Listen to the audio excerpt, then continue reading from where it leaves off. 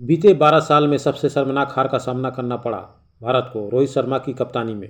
New Zealand जो अभी इससे पहले श्रीलंका से हार जाती है, जबकि श्रीलंका इससे भी कमज़ोर टीम थी, फिर भी न्यूजीलैंड हार जाती है और इंडिया में आकर न्यूजीलैंड इंडिया से कमज़ोर टीम होकर इंडिया को हराती है। जो इंडिया का एक दौर चल रहा था जिसमें इंडिया हर मैच को जीत रही थी।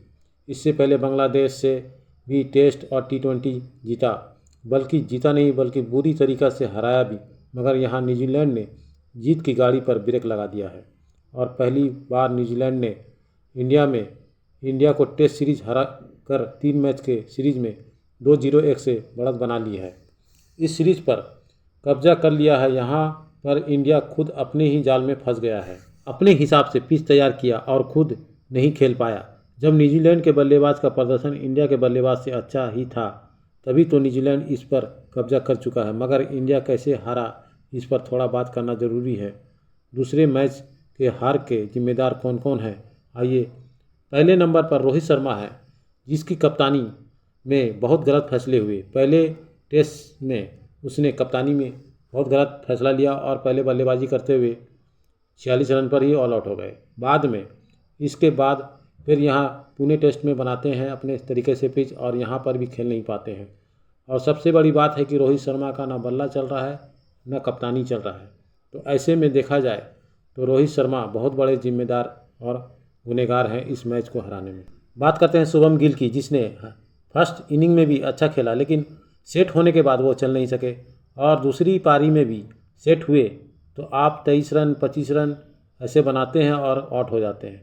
एक ऐसे बॉलर के सामने आउट हो रहे हैं जो 28 टेस्ट खेलने के बाद भी 5 विकेट किसी टेस्ट में नहीं लिया है, फिर भी आप उससे आउट हो जा रहे हो और 6 विकेट 7 विकेट उसको मिल रहा है।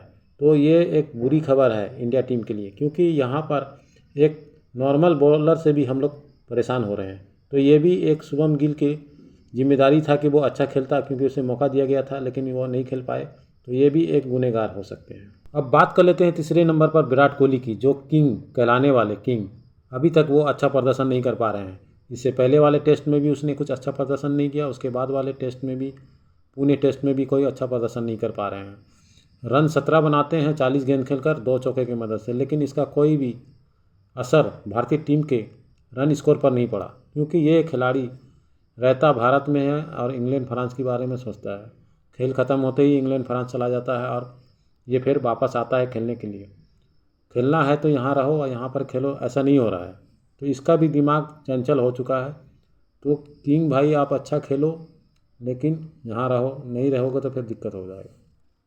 ये भी एक गुनहगार है। बात कर लेते हैं ऋषभ पंत की चौथे नंबर पर, क्योंकि ये भी एक अच्छा बैट्समैन है, लेकिन पहले वाले मैच में चला, लेकिन दूसरे वाले मैच में इसका अच्छा प्रदर्शन नहीं रहा और ये भी बार बार आउट हो रहे हैं, कम रन बना रहे हैं और ये आउट हो जा रहे हैं गलत शॉट खेलकर, या फिर खेल नहीं पा रहे हैं, ये ऐसा कुछ हो रहा है। तो इसको भी जिम्मेदारी था कि अपना कुछ प्रदर्शन अच्छा दिखाना चाहिए था। जब किसी को लिया जाता है तो उसको अच्छा खेल दिखाना भी चाहिए।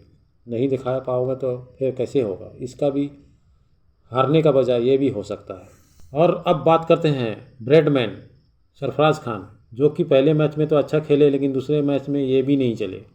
इसका भी बल्ला नहीं चला। जब सीनियर खिलाड़ी का नहीं चला तो इसका कैसे चलेगा। ये खिलाड़ी भी असमंजस में फंस गया कि हम कैसे खेले।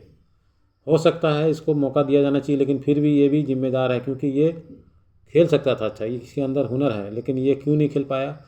तो ये भी वजह हो सकता है, दबाव। तो ये भी एक गुनहगार है। बात कर लेते हैं ऑलराउंडर में अश्विन और रविंद्र जडेजा की। तो ये दोनों खिलाड़ी भी ऑलराउंडर में आते हैं, लेकिन ये भी नहीं चले। ना ही बॉल चल रहा है ना ही बल्ला चल रहा है।